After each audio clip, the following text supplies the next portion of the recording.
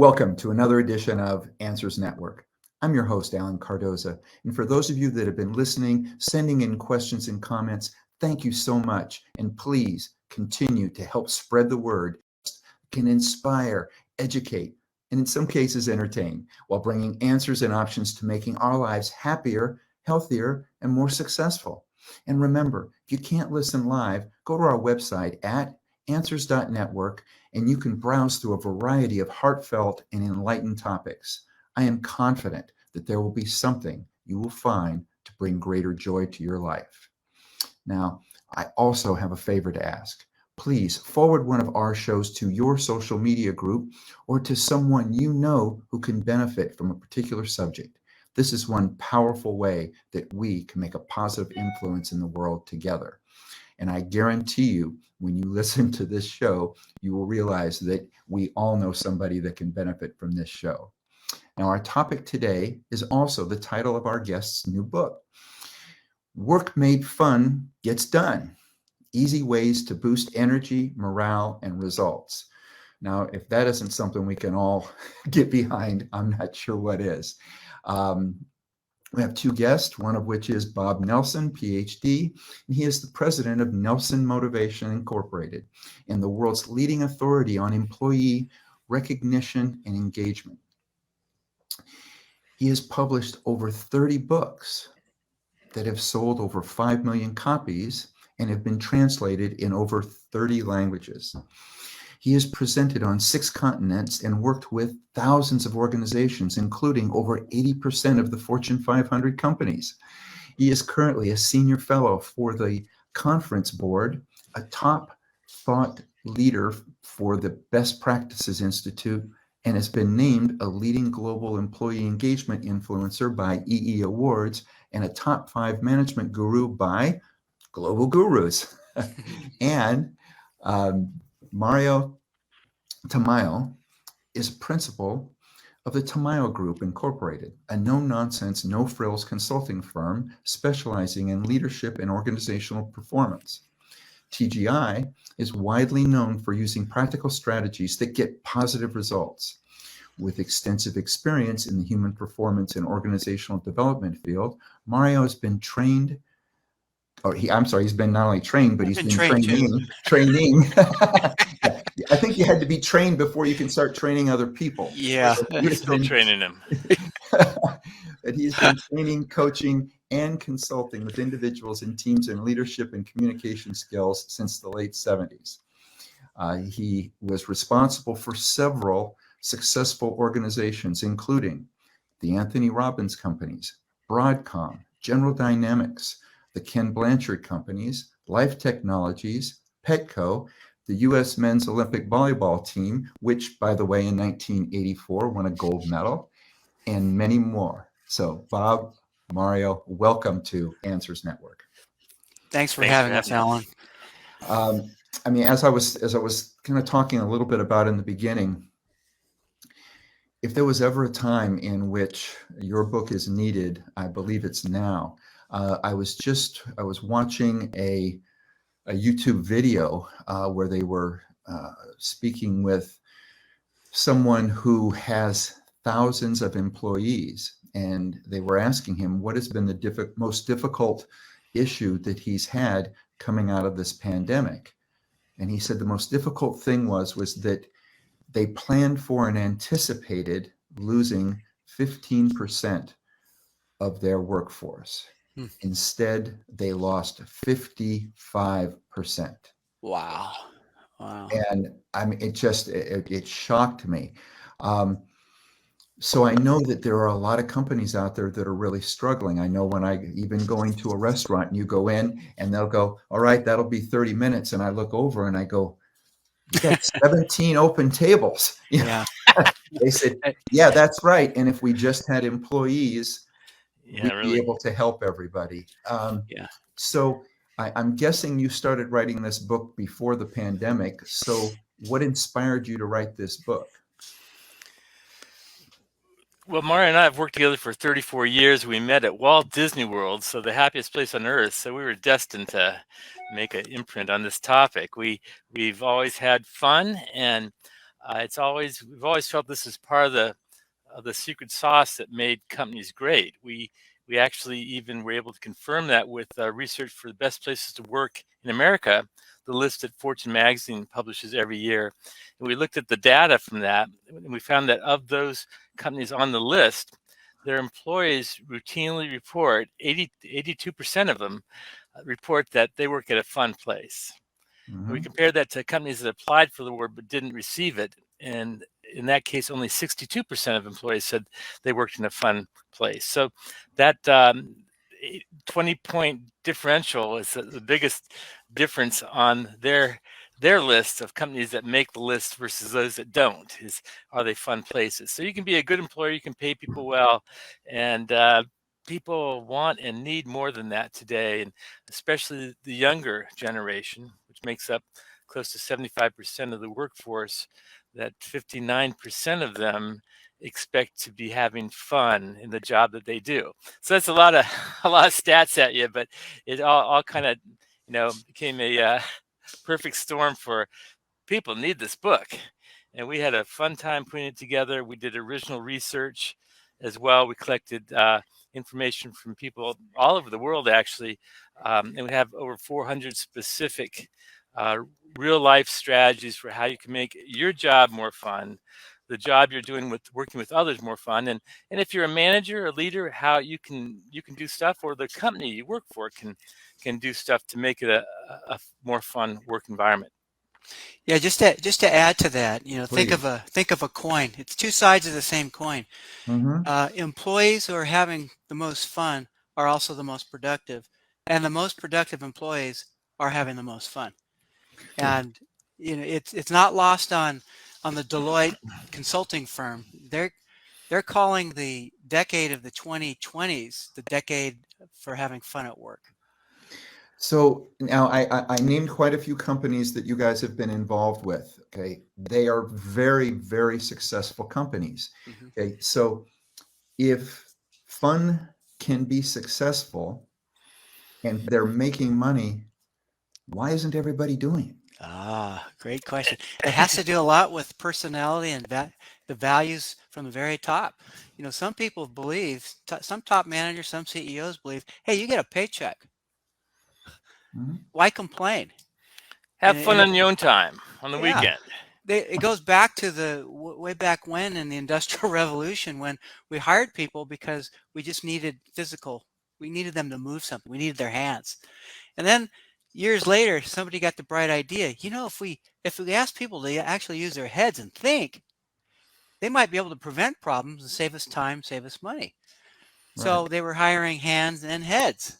And then in the last 20, 30 years, somebody got the bright idea, hey, we need to engage the entire individual here. We need to engage the meaning that they give to work and to their lives. So they said, we need to hire people because we honor their spirit as well. And we have a workplace that honors their spirit. So it was hiring head, heart, and hands. And the smart companies today are taking advantage of that.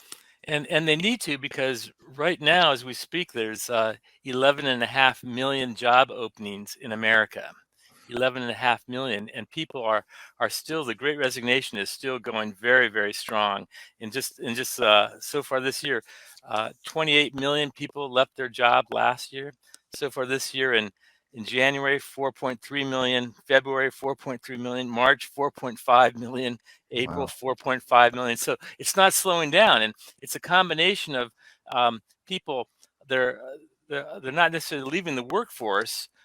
They're looking for a better job, and that's maybe for more pay, which tends to get the headlines. But right up there with it is that they want more purpose. They want to feel that they're in a job that makes a difference, where they can enjoy themselves and who they work with and who they're serving. That's not a chore. And so this silly topic is very relevant if you want to have the workers that you need to be successful.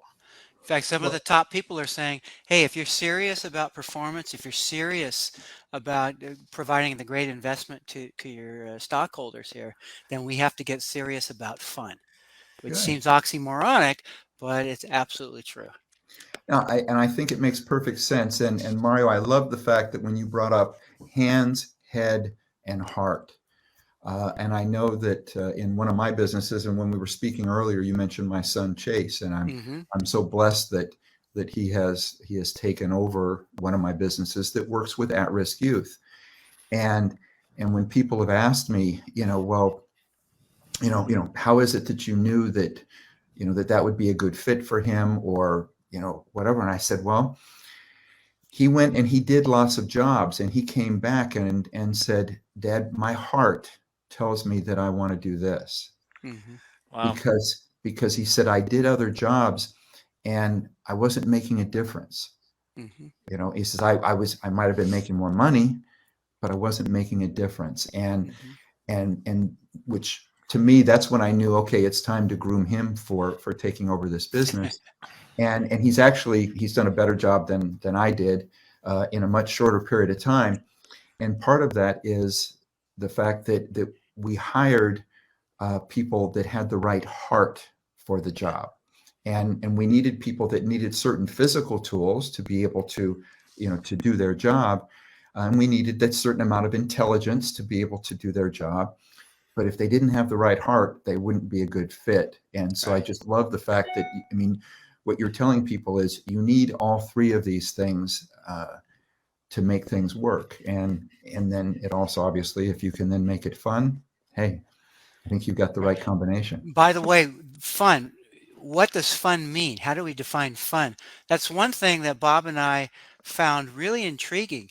Is we always thought fun was maybe what made people laugh, but what we found out was that what's fun for some is not necessarily fun for others. And some people have really, in our minds, they had some pretty weird definitions of fun, like just getting more work done. They'd go home and say, I got 5 more things accomplished today. Gosh, did I have fun today? And we're going, okay. Bob, tell them about your wife. Yeah, she would say that. And I think that's encouraging because, I'd go so far as to say, Mario, that every person that I talked to in researching the book had a different definition of fun. And for some people, it was listening to music while they were working. For others, it was being able to engage, to bring their true self. You mentioned having a purpose. I think everyone wants to be part of something larger than themselves. So we all need to make money to pay our bills, but once we're able to pay our bills, people look to a larger meaning and connection with the people they're spending the bulk of their waking hours. By the way, one thing that we're probably not going to see anymore is getting at Bob's point about how you're spending your waking hours. Also, how are you spending your driving hours? Because we are not going to see people who are going to be in commutes that are 2 hours long each way. That's just not going to happen anymore. Yeah. So right now, like we're talking about, people on top saying, well, this is, we're paying you, so you got to do what we say. And right now the trend is you got to come back to the office. And even though people are saying, why, well, because that's where the building is, that's where we get together. It's like, why do we do that? Because we've always done it. Well, do we have to do it going forward? And if a surprising number of employees that have been able to work from home successfully say if their manager of their company forces them to come to the office, they will just quit and find another job. And it's not that hard when you've got 11.5 million job openings right now. So you could force people and win the day, but you'll lose them because they're going to say it's silly. So maybe to come in once a week or for meetings or something, but to be there every day and to be in the commute every day, I think that's over for most employees. Yeah, I couldn't agree more. And I think that falls under the category of working smarter. Is the not making that drive. And interestingly enough, as we're doing this podcast, because you guys are also in California, you're driving. No. Well, yeah, no. Well, the studio, it was in Sherman Oaks. Oh, yeah. And I'm in Huntington Beach, and so every Monday I made that drive, and it's about 2 hours with traffic each way. Wow. And I didn't think about it because I just I listened to podcasts, so I would just put those on and I would get all pumped up and stuff to do the show, and I really didn't think about it. And then COVID hit, And then as we came out of it, and as Sam, who is the engineer and the owner of the station, who you spoke to earlier, said that a whole bunch of us that were, that were podcasters, and all said, you know what? During there, I set up a room in my house. I got this all set up in my house. I don't need to do that anymore, and I feel so much more productive because I don't have the 2 hours each way. Because I used to look at Mondays as a shot day because, hey, I was going to be on the road for 4 hours. Yeah. One of the things that your listeners, I assume you have C-suiters that listen in regularly. It's they got to realize that, and it's Bob coaches this one guy, and he's pretty famous for saying, what got us here is not going to get us there, and it's like business as usual is completely over. We all have to pivot with the times, and so right now, if people are saying, well, you got to come to the office because we have the office, and say, well, have you thought about subleasing? Have you thought about getting out of the lease? Because it's working. We've proven it's working, and it's not going to happen. I've got my son actually, both my kids. My son works at a company that has 100% virtual, so there's no office to go into. My daughter works for is a complete virtual employee. I just saw her this last week in San Francisco, and they have an office in town, but she's never been there. There's no reason to, because she does all her work on the phone and on Zoom with clients, and they're very happy with their work. So didn't feel a need to go into the office. Mm-hmm. I think not everyone can do that, but if you have the skills and you can do it from remotely, you should allow people to do that. And actually, it's expanding the footprint for most companies as well, because they're not just hiring from their immediate community. They're hiring more regionally, more nationally, maybe even internationally. There's incredible amount of work that is going to where people can most effectively do it. Well, with this in mind, tell us a few of some of the innovative and creative ways that businesses have amplified their culture, and to where it's greatly increased their productivity, and things that some of our viewers or listeners can adapt to their own businesses. Well, I mentioned music, for example, and so younger generation, a lot of times they love using ear pods, and let them do that. What the heck? I interviewed a woman in LA who said that whenever she wants to feel more meaning and purpose in whatever she's working on, she puts on the internet. You can get it for free. Yo-Yo Ma did a concert for 8,000 people, 3-hour concert from memory, and it's just you feel like God's moving through his hands, and whatever you're working on and listening to that, you have the same feeling that you're doing purposeful work. I got off the phone and I tried it, and she was right.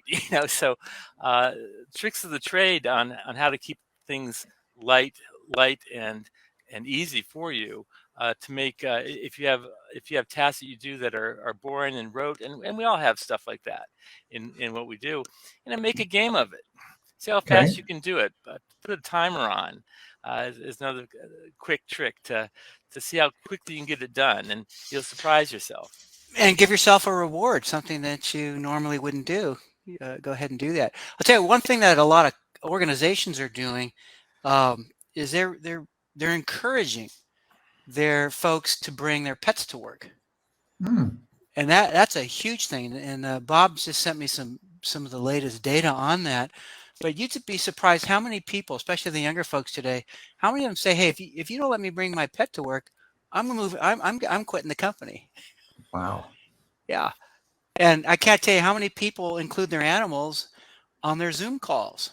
Even CEOs and even presidents of companies, they're putting their lap dog on their lap as they're having a meeting. In fact, Mario often has his dog in his office with him. Is he there today?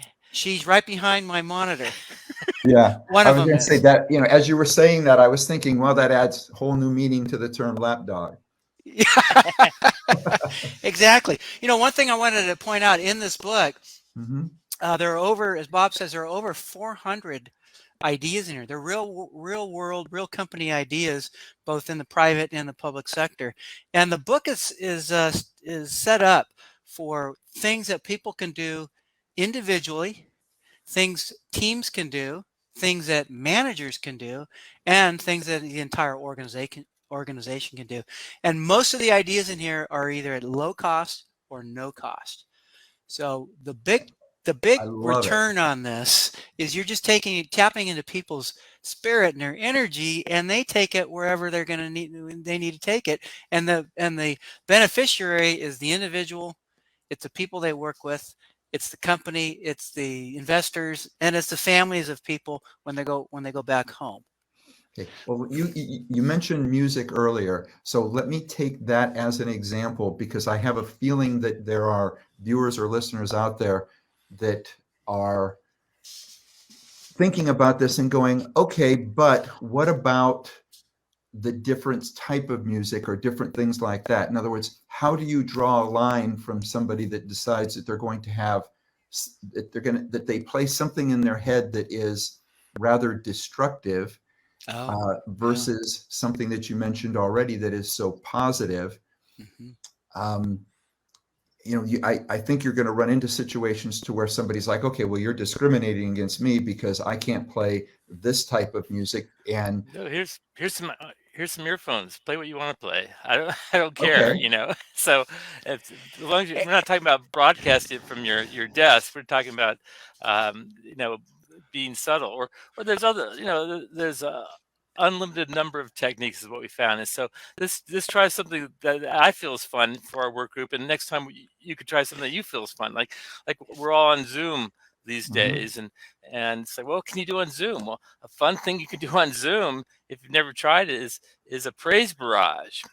And that's where you say, hey, before we dig into our agenda here, let's just go around our group, and as I call out someone's name, I like everyone else to say what they most value about working with that person. 100% positive. Let's start with Tony, and then Sally, and then Sam, and 10 minutes later, what have you done?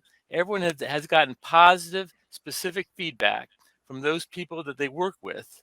You're going to bring the group tighter together. You're going to improve relationships, and everyone's going to feel good about themselves. And whatever they were called out for, I guarantee you, they're going to do an even better job at those things. So if you say, well, Sam, you're so good at summarizing where we've been to and what the next action steps are. Well, Sam's not going to be all over it now because you just validated him.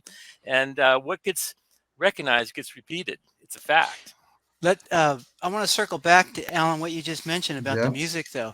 A lot of the organizations, they actually have their own quote unquote department radio stations.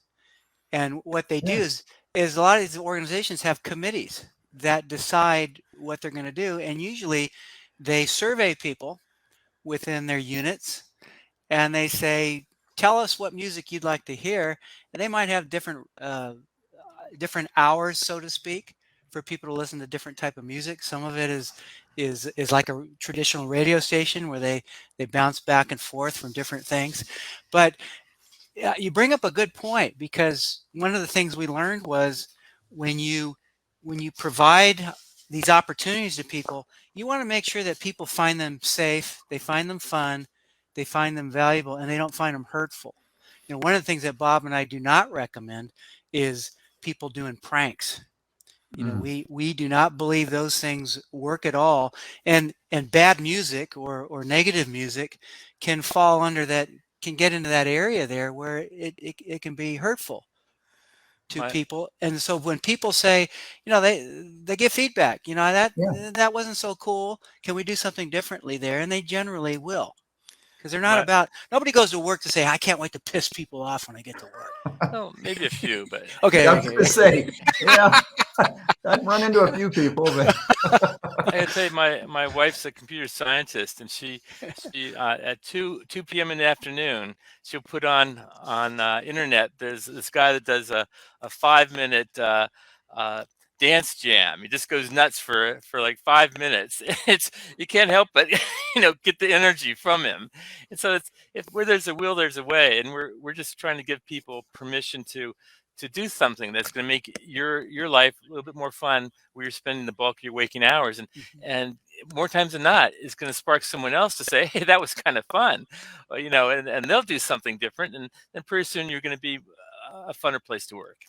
Yeah, and it's really important that you involve a community of workers, because we find that those people individuals who said, here's what I think is fun and this is what I'm going to have people do, it doesn't work so well. Bob, you had that friend who's a CEO of the company that wanted to do a golf tournament. Yes. Tell everybody about that. Yeah, Sure. yeah. For him it was fun because he golfed, a couple times a week. But for everyone else, they were all of a sudden in a panic because what do I wear? And I'm gonna look silly on the golf course, and you can't force fun on other people. Now to his credit, he set it up as a scramble where they had teams, a team sport, the best and then ball scramble. yeah, and then everyone took a shot, and then we played the best shot. So it was kind of, we had to strategize together who's better at putting, that type of thing. So there's things that you can always do to make a team building, a group element out of whatever activity you're doing. But another example that we have in the book, I got from a CEO. He said we do a couple things each year for for the whole company, and he said no matter what I picked, more people seem to be dissatisfied than happy with it, and people would complain, and I gotta get a babysitter or whatever, and finally he had another executive do it, same results, and finally he kept trying to force fun on the group. We have to do this to be a company, and he said, hey, he got a millennial, said, hey, would you take a track, try it out? And yeah, I'd love to. And he used social media tools, and he surveyed people and brainstormed, people voted, and then he scheduled it, and they did something they never did before. It was a huge hit. They ended up doing they went to one of these pirate shows where they saw, not pirates, but jousting, a tournament. Oh, yeah. And people got turkey legs, and the kids loved it, the families loved it, the executives loved it. It was a home run, and or actually, I don't know if you know this one, Mario, but my wife was working at a company here in town, and she came home and said, "Yeah, we're doing a Christmas party. We're going to do a buffet, and at this place." And I go, "Really? We could do a better job than that." And she went back and told them, and they said, "Okay, you guys do it." Okay, game on. And we cleared out all the furniture in our house. You didn't tell me that. We did a casino night. There you go. And it was a blast. We had, instead of a sit-down dinner, we had snacks and hors d'oeuvres, and people had fun. We had 2 out of every 3 people that came got a door prize.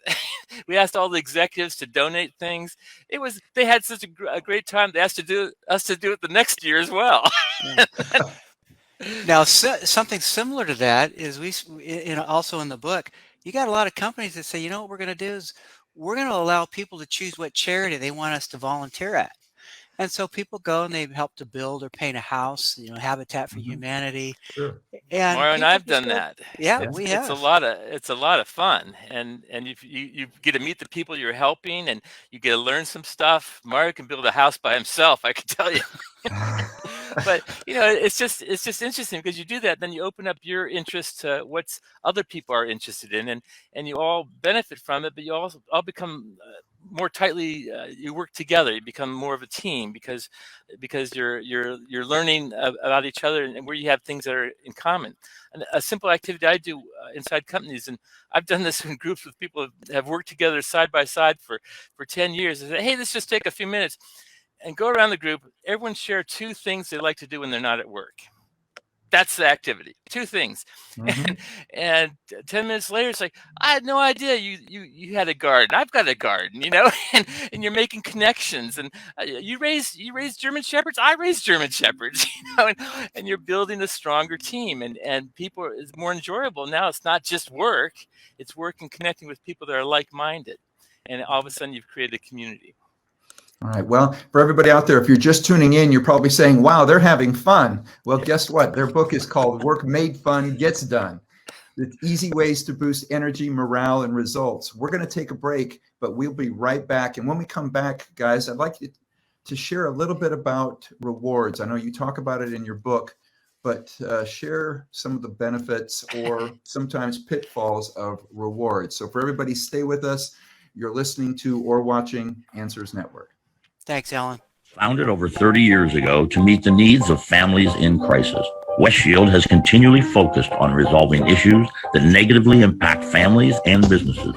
Our signature therapeutic transportation service helps to ensure that adolescents in crisis are safely transported to specialized schools, programs, and treatment centers with unsurpassed experience and success. We are supported by our full-service licensed investigation agency that has legally, professionally, and compassionately located hundreds of runaways and teens.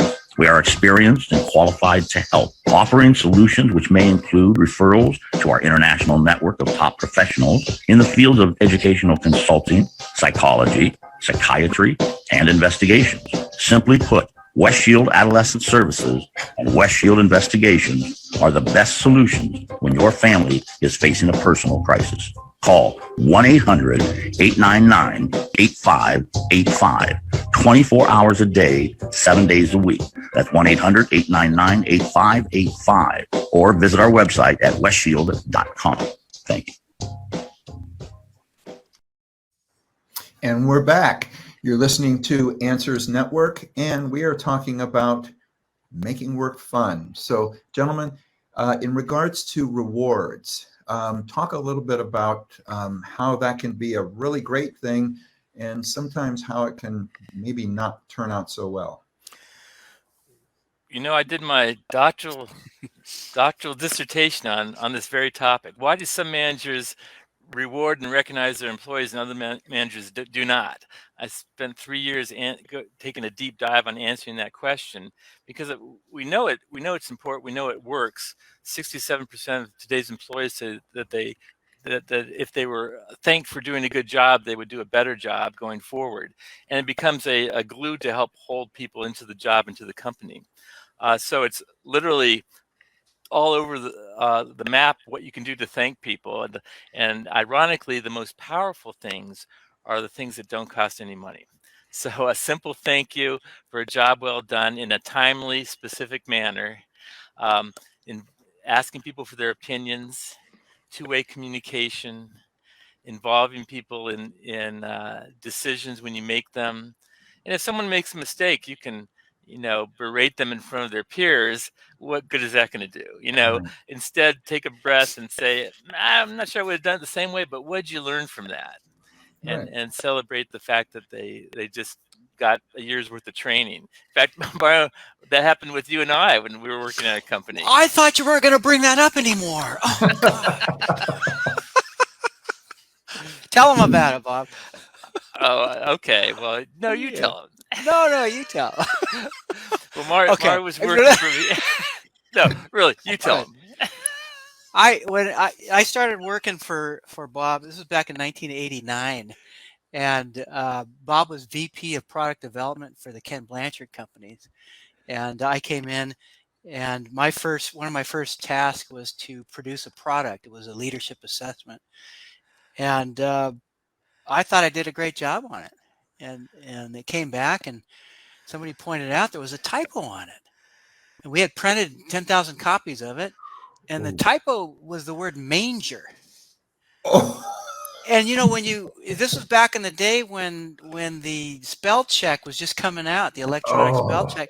So I only relied on spell check to pick up all those problems. And manger is a word. If you go back 2,000 years, you'll probably hear about a manger someplace. But we found the mistake. Instead of manager, it was manger. All over the place. And instead of berating me, Bob says, Mario, that's really interesting. He says, just think of it this way, Mario. We just spent $10,000 on your training. And I never made that mistake again. I never made that mistake again. Because he fired me. No. No, that's the thing. It's like I made a long-term commitment in the person, in a relationship, that if I did fire him, I wouldn't know him now, and he wouldn't have learned anything, and I'd have to go get someone else that probably would make more mistakes. So it's worth developing people, and taking time to thank them is the best way. Exactly. Now, Most development occurs on the job. One of the things we learned during that time is in the U.S. businesses, that there are 4 times as much negative feedback than there is positive feedback. And what we did, we realized we need to flip that. Yep. We need to give 4 times as much praise. We need to catch people doing things right, as Ken Blanchard used to say, but also catch people doing things approximately right, especially when they're new, like I was. Because you don't want to reprimand a new person. You want to redirect them, and that's what Bob did with me. And it just made me more motivated to fix the job and to do better the next time.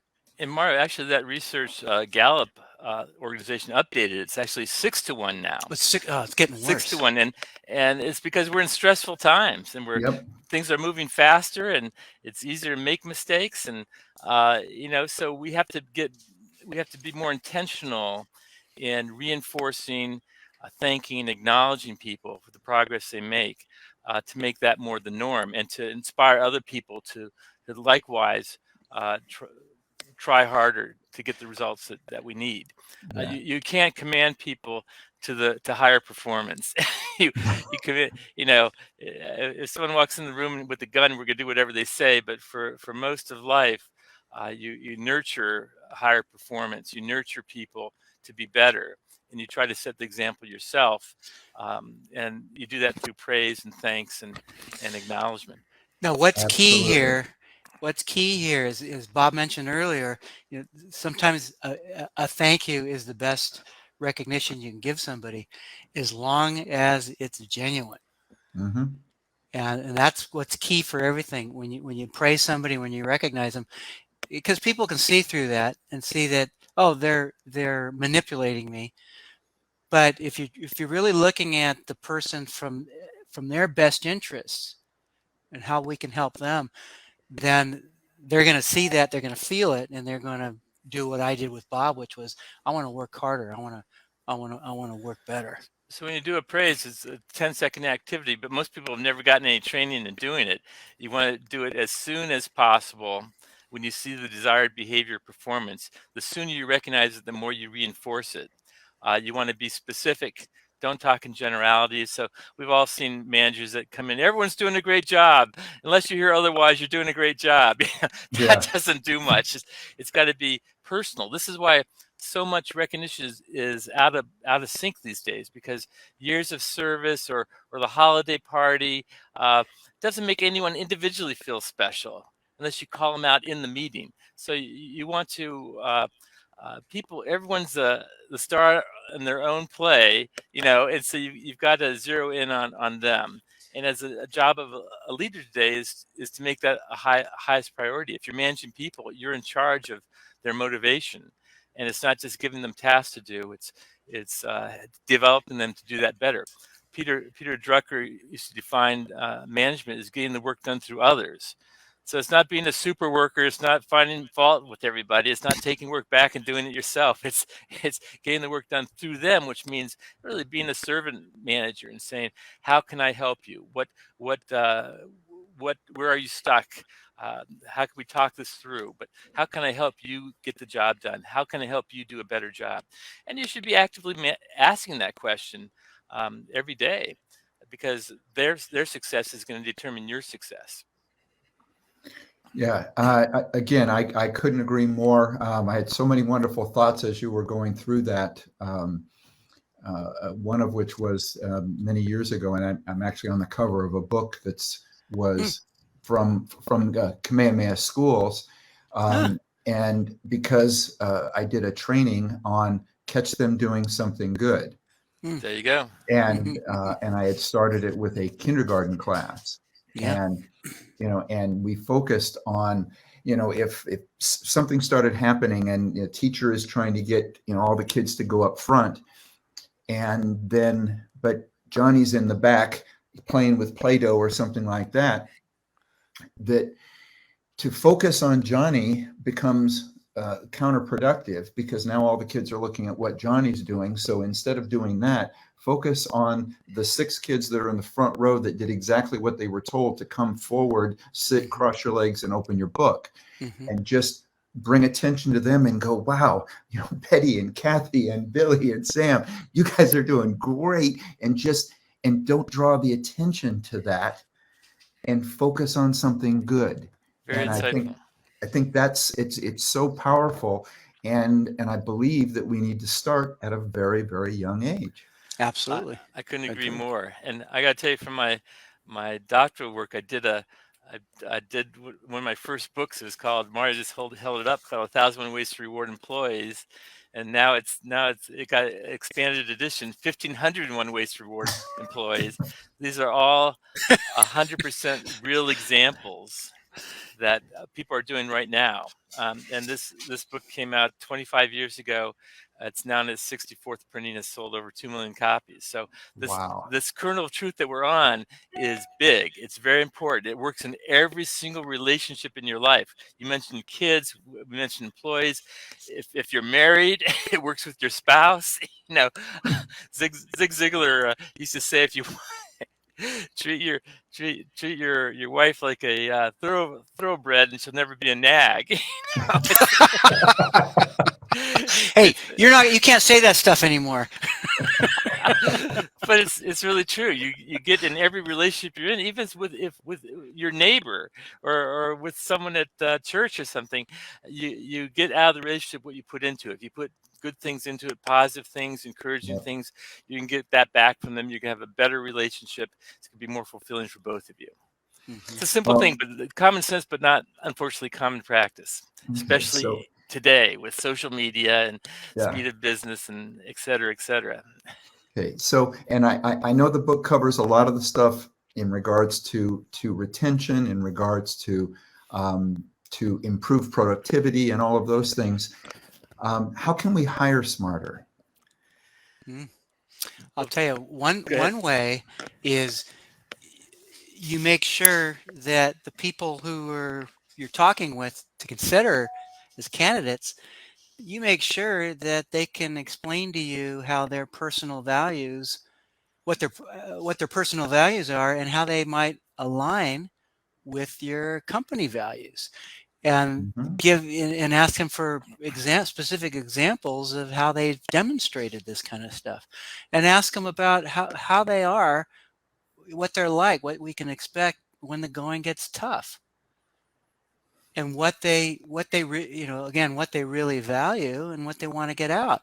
So It's Go ahead, Bob. What Mario was saying is you want to hire for a good fit, not Yes. just for a warm body. You can do the job. You want to hire for someone that actually will mesh with the people you have and with what you're trying to get done long term, and the value and who you're serving, the customer of the organization. If you take that into focus, you'll end up with a better hire, which is really hard now, because if you're short staff, it's like first warm body. Yeah, okay, we'll hire you. Uh, Jack Welch at GE was famous for saying that you want to hire slowly, and then if someone's not working out, fire quickly. So once someone has shown their stripes and they don't fit in, you want to wrap it up as soon as possible and get them to move on. But take your time to hire the right candidate. At IBM, they call it the $1 million decision, because on average they would spend at least that on the person. So they impressed on their management that when you're hiring, I don't care who you're hiring, treat it like $1 million decision, because that's what's going to end up costing us. It's hard. It's really hard, if not impossible, to change somebody's core beliefs and core values. Change their It's got to stripes take of who they are. it's got to take a significant emotional event. I mean, a real serious one, if that's even going to happen. So people usually hire because somebody's shown they can make the numbers. They got the technical skills, but that's only half the equation. The total performance model is not only can they hit the numbers and are they technically proficient, but it's also how well do they demonstrate the core values of the organization. And you can throw that on a matrix, and you want to make sure you're hiring somebody who's in alignment with what you're doing and has the potential or shown they can get the numbers. Because so many companies are hurt because they try to keep people on board that are making the sales, but they're a big cancer in the organization, and they're causing too many people to leave. Or whatever the technical area is. Often people are promoted for technical excellence. So it could be sales, it could be IT, it could be technical work on a machine. They're often promoted for that, but once you're in the job as a manager, the skill set shifts very quickly. It's got to be more focused on the softer skills, interpersonal skills that's going to make you successful. And some managers unfortunately, a lot of managers don't have an orientation when they take that job. But a lot of times the knee-jerk reaction is to be a super worker and do what they were doing, but now be the smartest person in the room. And it can go south pretty quick if you take that tack. Well, gentlemen, we've got about 3 more minutes. Time has flown by, and part of that reason is because we've been having fun. but the what would you? So again, if you're speaking to some employers out there, some managers and stuff, what are the things? What are the takeaways? And again, one of the things is they can go out to get the book, and they can get a variety of different techniques. What's a couple of things that they can do right away that's going to show a difference as quickly as possible? Well, you can start immediately by focusing on the positive of catching people doing things right. So that's a first step to make that do it consistently, so that becomes part of your behavior as a leader, and then part of your group's behavior, and ultimately part of the culture of the organization as you get other leaders to do it. If you truly get a culture of recognition going, research indicates your employees will be 7 times more likely to stay working in the organization for their career. So it's a huge payoff. It doesn't happen overnight, but it starts with maybe you. I've worked with a lot of companies where one person changed the organization. And I'll just tell this story real quick. I was working with the company in Seattle, or I was up speaking in Seattle to 800 people, and this person in the front row, I go, "You look really familiar." She goes, "Yeah, I heard you speak 6 weeks ago." And I had to come tell you what happened. I go, "Well, what happened?" She goes, I left your presentation saying, "This is real. I'm doing it. I'm not asking permission. I'm going to make this happen in my work group."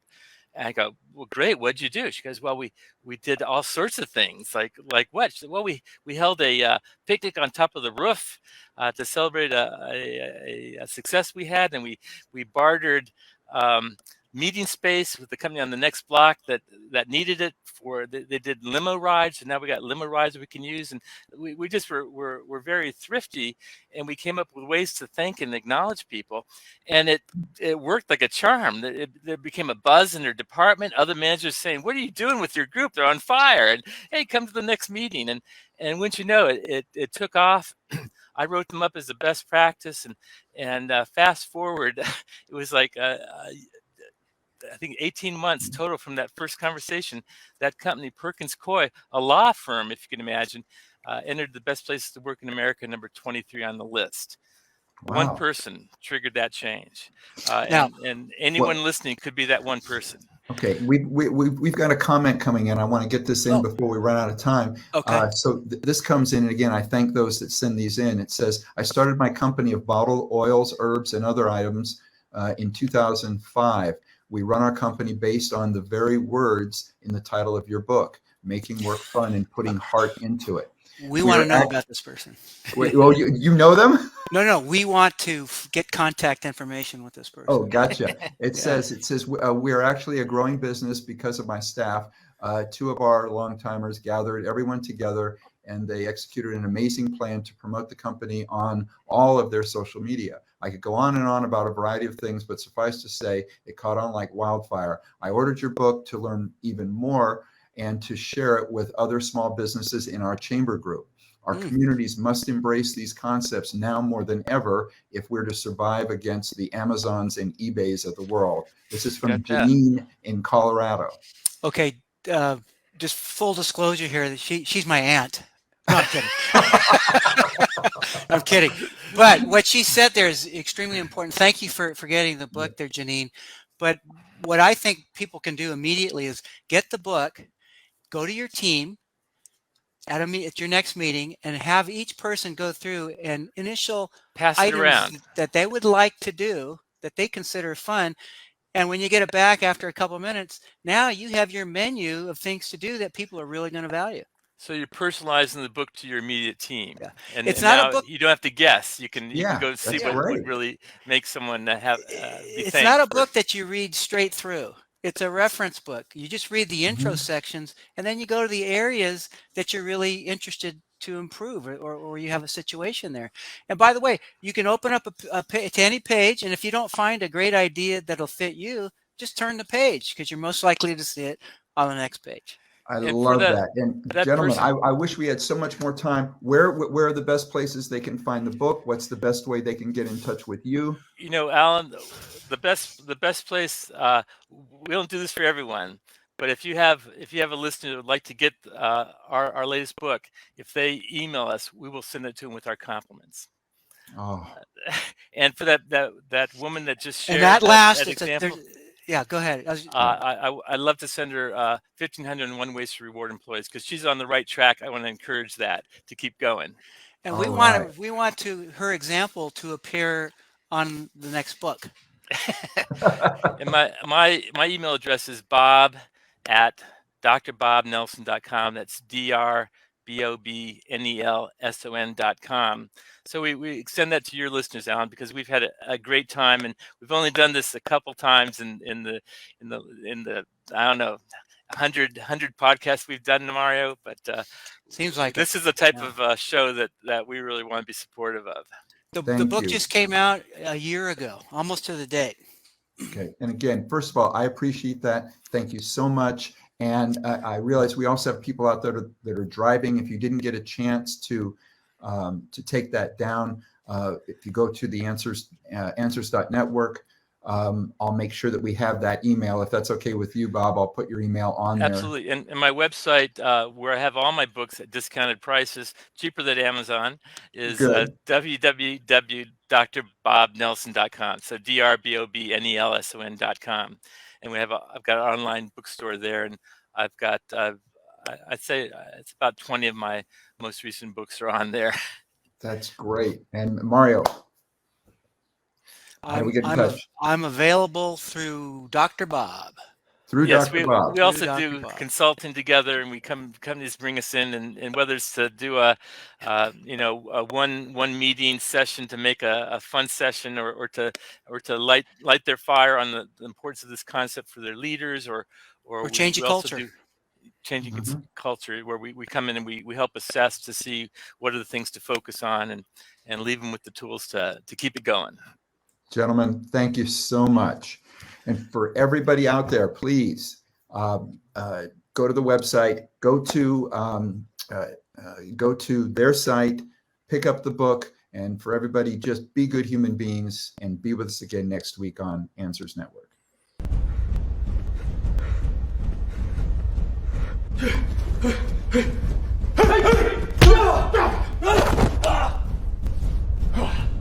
Here, apply this to anywhere it hurts. It'll reduce your physical pain. Thank you, Sensei. What about the emotional pain? We'll learn to block a slap. You don't spar with the sensei.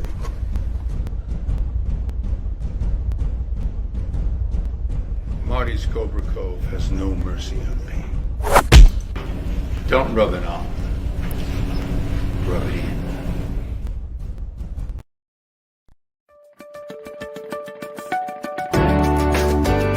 You're listening to Answers Network with Alan Cardoza, only on LA Talk Radio.